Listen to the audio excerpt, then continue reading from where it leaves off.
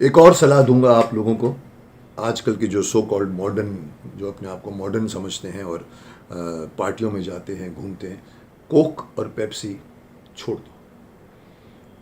कई लोग हैरान होंगे इस बात को कि कोक और पेप्सी तो हमारी जान है। इनफैक्ट मैंने भी एक किसी स्टेटमेंट दिया था कि जब मेरे को कोई शराब का ऑफ़र करता था कि भाई साहब मुकेश जी, हमारी दोस्ती के लिए एक पैग हो जाए, और मैं कहता था कि अगर आपकी दोस्ती इस पर डिपेंड करती है तो आप ड्रिंक पीजिए, मैं कोक पेप्सी पीऊँगा, हम बात करेंगे।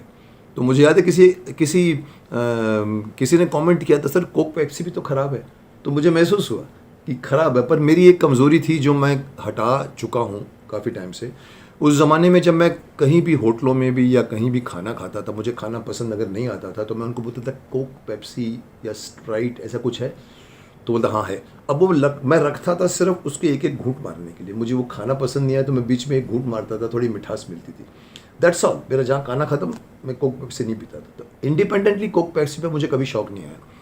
पर मेरे को रियलाइज़ हुआ, स्पेशली राजीव दीक्षित जी ने भी ये बात कही है मुझे, मैंने उनका भी ये वीडियो देखा जहाँ पर उन्होंने इवन आपके आज के महानायक अमिताभ बच्चन का नाम यूज़ करके उनकी फ़ोटो दिखाकर कहा कि उनको भी मैंने कहा था कि भाई आपका जो ये आंतड़ियों का प्रॉब्लम है वो इसीलिए है कि आप कोक पेप्सी पीते हैं, और उसमें उन्होंने कहा कि उन्होंने मंजूर भी किया।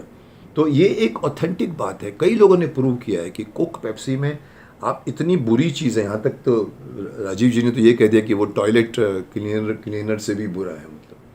तो क्या बात है इसके अंदर। I think again we go back to the chemical part of the everything which we are consuming.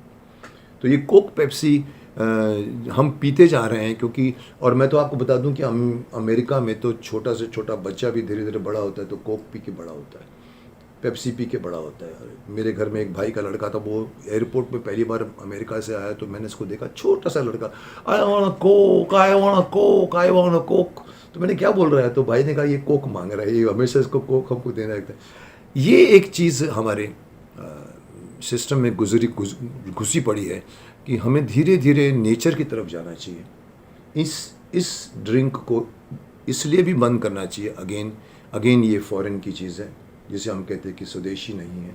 फिर वही बात आती है कि मल्टीनेशनल कंपनी को हम लोग हेल्प कर रहे हैं, पर उससे ज़्यादा इम्पॉर्टेंट मैं ये मानता हूँ कि आपके सेहत के लिए अच्छी नहीं है।